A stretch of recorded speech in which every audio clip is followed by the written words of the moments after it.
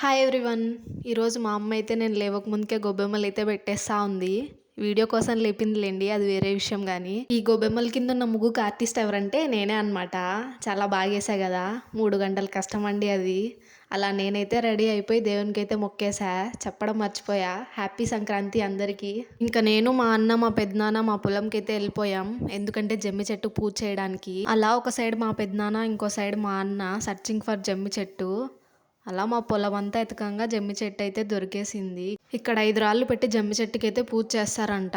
పూజ ఎందుకు చేస్తారంటే పంట మంచిగా రావాలని, అండ్ లాస్ట్ పంట ఇంటికి వస్తుందని.